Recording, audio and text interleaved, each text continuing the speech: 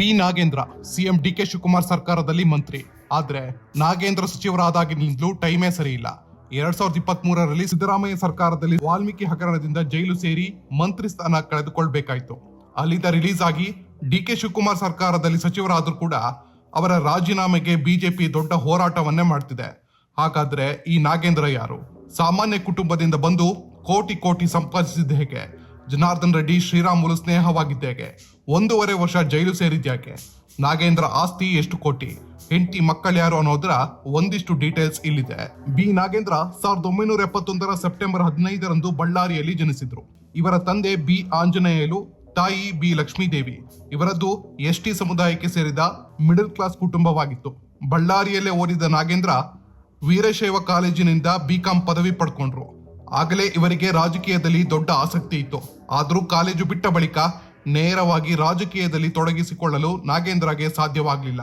College ಮುಗಿದ ಬಳಿಕ B Nagendra ಸಣ್ಣ ಪುಟ್ಟ ವ್ಯಾಪಾರ ಮಾಡಿಕೊಂಡು ಕುಟುಂಬದ ಜವಾಬ್ದಾರಿ ಹೊತ್ತಿದ್ರು. ಆಗ ನಿಧಾನವಾಗಿ ರಾಜಕೀಯದಲ್ಲಿ ಮತ್ತೆ ಆಸಕ್ತಿ ಹೆಚ್ಚಾಗುತ್ತಾ ಬಂತು. ಆಗ ಬಳ್ಳಾರಿಯ ಕಾಂಗ್ರೆಸ್ ನಾಯಕರಾಗಿದ್ದ ಕೆಸಿ ಕೊಂಡಯ್ಯ ಜೊತೆ ಸಂಪರ್ಕ ಬೆಳೀತು. ಅವರ ಜೊತೆ ಗುರುತಿಸಿಕೊಳ್ಳಲು ಶುರು ಮಾಡಿದ್ರು. ಇದರ ನಡುವೆ ಬಳ್ಳಾರಿಯಲ್ಲಿ ಮಿಂಚಿನ ವೇಗದಲ್ಲಿ ಬೆಳೆಯುತ್ತಿದ್ದ ಜನಾರ್ದನ್ ರೆಡ್ಡಿಯ ಸ್ನೇಹವಾಯಿತು. ಆವರೆಗೆ ಕಾಂಗ್ರೆಸ್ನಲ್ಲಿ ಗುರುತಿಸಿಕೊಂಡಿದ್ದ ನಾಗೇಂದ್ರ ರೆಡ್ಡಿ ಮತ್ತು ಬಿಜೆಪಿ ಜೊತೆ ಸೇರಿಕೊಂಡ್ರು. ಯಾವಾಗ ರೆಡ್ಡಿ ಟೀಮ್ ಸೇರಿಕೊಂಡ್ರೋ ನಾಗೇಂದ್ರ ಗಣಿ ಮತ್ತು ಅದರಿಂದ ಬರ್ತಿದ್ದ ದುಡ್ಡಿನ ಸುರಿಮಳೆಗೆ ದಿಢೀರ್ ಶ್ರೀಮಂತರಾದ್ರು. ಗಣಿ ವ್ಯವಹಾರದಲ್ಲಿ ತೊಡಗಿಸಿಕೊಂಡು ಕೋಟಿಗಟ್ಟಲೆ ದುಡ್ಡು ಸಂಪಾದಿಸಿದ್ರು. ಆಗ ಬಳ್ಳಾರಿ ಅಂದ್ರೆ ಇಡೀ ರಾಜ್ಯವೇ ತಿರುಗಿ ನೋಡುವಂತೆ ಮಾಡಿತ್ತು. ಯಾಕಂದ್ರೆ 2008ರ ವೇಳೆಗೆ ರಾಜ್ಯದಲ್ಲಿ ಜನಾರ್ದನ್ ರೆಡ್ಡಿ ಮತ್ತವರ ಪಡೆ ದೊಡ್ಡ ಮಟ್ಟದಲ್ಲಿ ಬೆಳೆದಿತ್ತು. ರಾಜ್ಯದಲ್ಲಿ ಇಡೀ ಬಿಜೆಪಿ ಪಕ್ಷವನ್ನೇ ಕಂಟ್ರೋಲ್ಗೆ ತೆಗೆದುಕೊಂಡು ಬಿಟ್ರು. ಹೀಗಾಗಿ ರೆಡ್ಡಿ ಕೃಪಾ ಕಟಾಕ್ಷದಿಂದ ಬಿ ನಾಗೇಂದ್ರಗೆ ಕೂಡ್ಲಿಗಿ ವಿಧಾನಸಭಾ ಕ್ಷೇತ್ರದಿಂದ ಟಿಕೆಟ್ ಸಿಕ್ತು. ಮೊದಲ ಪ್ರಯತ್ನದಲ್ಲೇ ವಿಧಾನಸಭೆ ಚುನಾವಣೆ ಗೆದ್ದ ನಾಗೇಂದ್ರ ಶಾಸಕರಾಗಿ ವಿಧಾನಸೌಧದ ಮೆಟ್ಟಿಲು ಹತ್ತಿದ್ರು. ಇದಾದ ಮೇಲಂತೂ ಇವರ ಗಣಿ ವ್ಯವಹಾರ ಮತ್ತಷ್ಟು ದೊಡ್ಡದಾಗಿ ಬೆಳೀತು. ಯಾವಾಗ ನಾಗೇಂದ್ರ ವೈಭೋಗ ಹೆಚ್ಚಾಗತೊಡಗಿತ್ತೋ ಮತ್ತೊಂದು ಕಡೆ ಅದೇ ಅವರ ಜೀವನಕ್ಕೆ ಮುಳ್ಳಾಯಿತು. 2012ರಲ್ಲಿ ಗಣಿ ವ್ಯವಹಾರವೇ ಇವರಿಗೆ ಕುತ್ತು ತಂತು. ಅಕ್ರಮ ಅದಿರು ಸಾಗಾಣೆ ಕೇಸ್ನಲ್ಲಿ ಬಿ ನಾಗೇಂದ್ರ ಸುಮಾರು 1.5 ವರ್ಷಗಳ ಕಾಲ ಜೈಲಿನಲ್ಲಿ ಇರಬೇಕಾಯಿತು. ಆಮೇಲೆ ಜೈಲಿಂದ ಹೊರಬಂದ ನಾಗೇಂದ್ರ ಮತ್ತೆ ರಾಜಕೀಯದಲ್ಲಿ ಸಕ್ರಿಯರಾದ್ರು. ಜನಾರ್ದನ್ ರೆಡ್ಡಿ ಮತ್ತು ಶ್ರೀರಾಮುಲು ಸ್ನೇಹ ನಾಗೇಂದ್ರಗೆ ಅಧಿಕಾರ, ದೊಡ್ಡ ಶ್ರೀಮಂತಿಗೆ ತಂದುಕೊಟ್ರೂ ಕೂಡ ಜೈಲಿಗೆ ಹೋಗಬೇಕಾದ ಪರಿಸ್ಥಿತಿ ಬಂದಿತ್ತು. ಹೀಗಾಗಿ ನಿಧಾನವಾಗಿ ನಾಗೇಂದ್ರ ರೆಡ್ಡಿ ಟೀಮ್ನಿಂದ ಅಂತರ ಕಾಯ್ದುಕೊಂಡ್ರು. ಸ್ನೇಹ ಒಡನಾಟ ಚೆನ್ನಾಗಿ ಇದ್ರೂ ಕೂಡ ರಾಜಕೀಯದ ವಿಚಾರದಲ್ಲಿ ಇಬ್ಬರಿಂದ ದೂರ ಉಳಿದ್ರು. 2013ರ ವಿಧಾನಸಭೆ ಚುನಾವಣೆ ವೇಳೆಗೆ ಬಿ ನಾಗೇಂದ್ರ ಬಿಜೆಪಿಯಿಂದ ಹೊರಬಂದ್ರು. ಆಗ ರೆಡ್ಡಿ ಕೂಡ ಗಣಿ ಕೇಸ್ನಲ್ಲಿ ಜೈಲು ಸೇರಿದ್ರು. ಆಗ ಒಂಟಿಯಾಗಿದ್ದ ಶ್ರೀರಾಮುಲು ತಮ್ಮದೇ ಹೊಸ ಪಕ್ಷ ಬಿಎಸ್ಆರ್ ಕಾಂಗ್ರೆಸ್ ಕಟ್ಟಿದ್ರು. ಆದ್ರೆ ಜೈಲಿಗೆ ಹೋಗಿ ಬುದ್ಧಿ ಕಲಿಸಿದ ನಾಗೇಂದ್ರ ಶ್ರೀರಾಮುಲು ಕಟ್ಟಿದ್ದ ಪಾರ್ಟಿ ಸೇರ್ಲೇ ಇಲ್ಲ. ಬೇರೆ ದಾರಿ ಇಲ್ಲದೆ ಪಕ್ಷೇತರವಾಗಿ ಕೂಡ್ಲಿಗೆ ಕ್ಷೇತ್ರದಿಂದ ಕಣಕ್ಕೆ ಇಳಿದ್ರು. ಆ ಕ್ಷೇತ್ರದಲ್ಲಿ ನಾಗೇಂದ್ರ ದೊಡ್ಡ ಹೆಸರು ಮಾಡಿದ್ದ ಕಾರಣ 2ನೇ ಬಾರಿ ಗೆದ್ದು ಶಾಸಕರಾದ್ರು. ಆಗ ಅಧಿಕಾರಕ್ಕೆ ಬಂದಿದ್ದು ಸಿದ್ದರಾಮಯ್ಯ ನೇತೃತ್ವದ ಕಾಂಗ್ರೆಸ್ ಸರ್ಕಾರ. ಗಣಿ ದಣಿ ಜನಾರ್ದನ್ ರೆಡ್ಡಿಗೆ ಸವಾಲು ಹಾಕಿ ಬಳ್ಳಾರಿಗೆ ಪಾದಯಾತ್ರೆ ಮಾಡಿ ಸಿದ್ದರಾಮಯ್ಯ ಹಾಗೂ ಕಾಂಗ್ರೆಸ್ ಪಕ್ಷಕ್ಕೆ ಬಳ್ಳಾರಿಯಲ್ಲಿ ದೊಡ್ಡ ಮಟ್ಟದ ಹೆಸರು ಬಂದಿತ್ತು. ಹೀಗಾಗಿ ಪಕ್ಷೇತರವಾಗಿ ಗೆದ್ದಿದ್ದ ನಾಗೇಂದ್ರ ಕ್ಷೇತ್ರದಲ್ಲಿ ದೊಡ್ಡ ಹೆಸರು ಮಾಡಿದ್ದ ಕಾರಣ 2018ರ ಚುನಾವಣೆ ವೇಳೆ ಕಾಂಗ್ರೆಸ್ ಪಕ್ಷ ಸೇರಿಕೊಂಡ್ರು.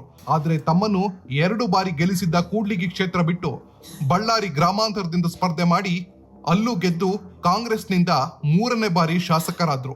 ಆಗ ರಾಜ್ಯದಲ್ಲಿ ಕಾಂಗ್ರೆಸ್ ಮತ್ತು ಜೆಡಿಎಸ್ ಮೈತ್ರಿ ಸರ್ಕಾರ ಬಂತು. ಆದ್ರೆ 2019ರಲ್ಲಿ ರಾಜಕೀಯ ದೊಡ್ಡ ಬೆಳವಣಿಗೆ ಆಗಿ ಬಿಜೆಪಿ ಆಪರೇಷನ್ ಕಮಲ ಮಾಡಿ ಮೈತ್ರಿ ಸರ್ಕಾರ ಬೀಳಿಸಿ ಯಡಿಯೂರಪ್ಪ ಸಿಎಂ ಆಗೇ ಬಿಟ್ರು. ಬಿಜೆಪಿ ಆಪರೇಷನ್ ಕಮಲ ಮಾಡಿದಾಗ್ಲೂ ನಾಗೇಂದ್ರಗೆ ಗಾಳ ಹಾಕಿತ್ತು. ಆದ್ರೆ ಅವರು ಪಕ್ಷ ಬದಲಿಸಲಿಲ್ಲ. ಕಾಂಗ್ರೆಸ್ನಲ್ಲೇ ಇದ್ದುಕೊಂಡು ಕ್ಷೇತ್ರದಲ್ಲಿ ಪಕ್ಷ ಕಟ್ಟಿದ್ರು. ಅಷ್ಟೊತ್ತಿಗೆ 2023ರ ಚುನಾವಣೆ ಬಂದಿತ್ತು. ಮತ್ತೆ ಬಳ್ಳಾರಿ ಗ್ರಾಮೀಣದಿಂದ ಸ್ಪರ್ಧೆ ಮಾಡಿ ಕಾಂಗ್ರೆಸ್ನಿಂದ ಗೆದ್ದು ತಮ್ಮ ಹಳೆ ಸ್ನೇಹಿತ ಬಿಜೆಪಿ ಅಭ್ಯರ್ಥಿ ಶ್ರೀರಾಮುಲುಗೆ ಸೋಲಿನ ರುಚಿ ತೋರಿಸಿದ್ರು. ಮತ್ತೆ ಕಾಂಗ್ರೆಸ್ ಸರ್ಕಾರ ಅಧಿಕಾರಕ್ಕೆ ಬಂತು. ಸಿದ್ದರಾಮಯ್ಯ ಸಿಎಂ ಆಗೇ ಬಿಟ್ರು. ಹಾಗೆ ನಾಗೇಂದ್ರಗೂ ಅದೃಷ್ಟ ಕೂಡಿ ಬಂದು ಮಂತ್ರಿ ಕುರ್ಚಿ ಸಿಕ್ಕೇ ಬಿಡ್ತು. ಸಿದ್ದರಾಮಯ್ಯ ಸರ್ಕಾರದಲ್ಲಿ ಯುವಜನ ಕ್ರೀಡೆ ಮತ್ತು ಎಸ್ಟಿ ಕಲ್ಯಾಣ ಸಚಿವರಾಗಿ ಮೊದಲ ಬಾರಿ ಸಚಿವ ಸ್ಥಾನ ಪಡ್ಕೊಂಡ್ರು. ಬಳ್ಳಾರಿ ಜಿಲ್ಲಾ ಉಸ್ತುವಾರಿ ಸಚಿವ ಕೂಡ ಸಿಕ್ತು. ಆದ್ರೆ ಮಂತ್ರಿಯಾಗಿ ಒಂದೇ ವರ್ಷದಲ್ಲಿ ಅಂದ್ರೆ 2024ರಲ್ಲಿ ನಾಗೇಂದ್ರ ಮೇಲೆ ದೊಡ್ಡ ಆರೋಪ ಕೇಳಿ ಬಂತು. ವಾಲ್ಮೀಕಿ ಸಮುದಾಯದ 180 ಕೋಟಿ ಲೂಟಿ ಹೊಡೆದಿದ್ದಾರೆಂದು ಆರೋಪಿಸಲಾಯಿತು. ಇದೇ ಕೇಸಲ್ಲಿ ಶಿವಮೊಗ್ಗದಲ್ಲಿ ಸರ್ಕಾರಿ ಅಧಿಕಾರಿಯೊಬ್ಬರು ನೇಣಿಗೆ ಶರಣಾದ್ರು. ಇದು ನಾಗೇಂದ್ರಗೆ ಮತ್ತೊಂದು ಸಂಕಷ್ಟ ತಂದು ಮಂತ್ರಿ ಸ್ಥಾನಕ್ಕೆ ರಾಜೀನಾಮೆ ಕೊಡಬೇಕಾಯಿತು. ಅಷ್ಟರಲ್ಲೇ ಸಿಬಿಐ ಇಡಿ ಅಧಿಕಾರಿಗಳು ಕೂಡ ಎಂಟ್ರಿ ಕೊಟ್ಟು ನಾಗೇಂದ್ರ ಜನ್ಮ ಜಾಲಾಡಿದ್ರು. ಭ್ರಷ್ಟಾಚಾರ ಕೇಸಲ್ಲಿ ಜೈಲಿಗೂ ಹೋದ್ರು. ಸುಮಾರು 3 ತಿಂಗಳು ನಾಗೇಂದ್ರ ಜೈಲು ಸೇರ್ಬೇಕಾಯ್ತು. ಆಮೇಲೆ ಹೈಕೋರ್ಟ್ ನಾಗೇಂದ್ರಗೆ ರಿಲೀಫ್ ಕೊಡ್ತು. ವಾಲ್ಮೀಕಿ ಹಗರಣ ಸಂಬಂಧ ಕೋರ್ಟ್ ರಾಜ್ಯ ಬಿಟ್ಟು ಹೋಗಬಾರದು ಅಂತ ಕಂಡೀಷನಲ್ ಬೇಲ್ ಕೊಡ್ತು. ನಾಗೇಂದ್ರ ರಿಲೀಸ್ ಆದ್ರು. ಇದೀಗ ಡಿ.ಕೆ. ಶಿವಕುಮಾರ್ ಸಿಎಂ ಆದ್ಮೇಲೆ ಬಿ ನಾಗೇಂದ್ರಗೆ ಮತ್ತೆ ಸಚಿವ ಸ್ಥಾನ ಒಲಿದು ಬಂತು. ಆದ್ರೆ ದಲಿತರ ದುಡ್ಡು ಭ್ರಷ್ಟಾಚಾರ ಮಾಡಿದ ಆರೋಪವಿರೋ ನಾಗೇಂದ್ರನ ಯಾಕೆ ಮಂತ್ರಿ ಮಾಡಿದ್ರಿ ಅಂತ ಬಿಜೆಪಿ ಈಗ ದೊಡ್ಡ ಮಟ್ಟದಲ್ಲಿ ಹೋರಾಟ ಮಾಡ್ತಿದೆ. ಸರಿಯಾಗಿ ಸದನವೂ ನಡೆಯೋಕೆ ಬಿಡದೆ ನಾಗೇಂದ್ರ ರಾಜೀನಾಮೆ ಕೊಡ್ಲೇಬೇಕೆಂದು ಪ್ರತಿಭಟನೆಗೆ ಇಳಿದಿದ್ದಾರೆ. ಆದ್ರೆ ನಾಗೇಂದ್ರ ಮಾತ್ರ ಜಗ್ತಿಲ್ಲ. ನಾಗೇಂದ್ರ ಜೊತೆ ಸಿಎಂ ಡಿ.ಕೆ. ಶಿವಕುಮಾರ್ ಸೇರಿ ಇಡೀ ಕಾಂಗ್ರೆಸ್ ಪಕ್ಷ ನಿಂತಿದ್ದು ಬಿಜೆಪಿ ಹೋರಾಟ ಮಾಡ್ತಿದ್ರು ತಲೆ ಕೆಡಿಸಿಕೊಳ್ಳದೆ ಸದನ ನಡೆಸ್ತಿದೆ. ಬಿ ನಾಗೇಂದ್ರ 2012ರಲ್ಲಿ ಗಣಿ ಕೇಸ್ನಲ್ಲಿ ಜೈಲಿಗೆ ಹೋಗಿ ಬಂದ ನಂತರವೂ ಚುನಾವಣೆಯಲ್ಲಿ ಗೆದ್ರು. 2023ರಲ್ಲಿ ಸಿದ್ದರಾಮಯ್ಯ ಸಂಪುಟದಲ್ಲಿ ಸಚಿವರಾದ್ರು. ನಡುವೆ ವಾಲ್ಮೀಕಿ ಹಗರಣದಲ್ಲಿ ಜೈಲಿಗೂ ಹೋಗಿ ಬಂದು ಈಗ ಮತ್ತೆ ಸಚಿವರಾಗಿದ್ದಾರೆ. ಇಂದಿಗೂ ಇವರ ವಿರುದ್ಧ ಹಲವಾರು ಕೇಸ್ಗಳಿವೆ. ಗಣಿ ಅಕ್ರಮಕ್ಕೆ ಸಂಬಂಧಿಸಿದ 25 ಕೇಸ್ಗಳಿವೆ. ಅವುಗಳ ಪೈಕಿ 20 ಕೇಸ್ಗಳು SITಯಲ್ಲಿದ್ರೆ 4 ಕೇಸ್ ಸಿಬಿಐ ಕೈಯಲ್ಲಿವೆ. ಅದೇ ರೀತಿ ಸಿಐಡಿ ಕೈಯಲ್ಲೂ 1 ಕೇಸ್ ಇದೆ. ಇವುಗಳು ಸದ್ಯ ಜನಪ್ರತಿನಿಧಿಗಳ ನ್ಯಾಯಾಲಯದಲ್ಲಿ ವಿಚಾರಣಾ ಹಂತದಲ್ಲಿವೆ. ಒಂದು ಟೈಮಲ್ಲಿ ಗಣಿ ಅಕ್ರಮದ ವಿರುದ್ಧ ಹೋರಾಡಿದ ಸಿದ್ದರಾಮಯ್ಯ 2013ರಲ್ಲಿ ಅಧಿಕಾರಕ್ಕೆ ಬಂದಿದ್ರು.